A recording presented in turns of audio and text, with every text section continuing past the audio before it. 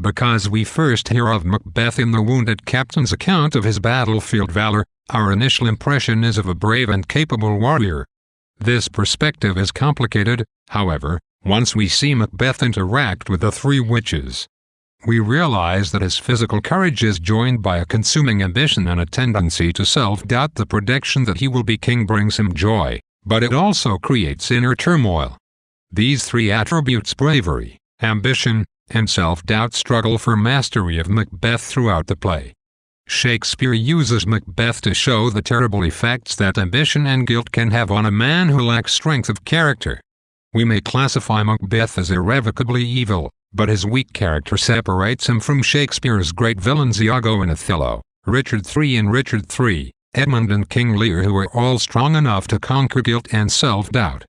Macbeth, great warrior though he is ill-equipped for the psychic consequences of crime.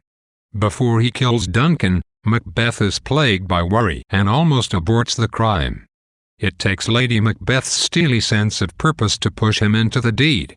After the murder, however, her powerful personality begins to disintegrate, leaving Macbeth increasingly alone. He fluctuates between fits of fevered action, in which he plots a series of murders to secure his throne, and moments of terrible guilt, as when Banquo's ghost appears, and absolute pessimism after his wife's death, when he seems to succumb to despair. These fluctuations reflect the tragic tension within Macbeth. He is at once too ambitious to allow his conscience to stop him from murdering his way to the top, and too conscientious to be happy with himself as a murderer. As things fall apart for him at the end of the play, he seems almost relieved with the English army at his gates. He can finally return to life as a warrior, and he displays a kind of reckless bravado as his enemies surround him and drag him down.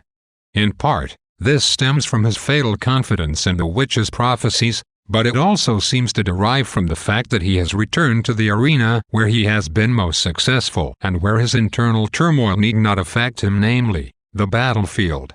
Unlike many of Shakespeare's other tragic heroes, Macbeth never seems to contemplate suicide. "Why should I play the Roman fool," he asks, "and die slash on mine own sword?" 5.10.1-2.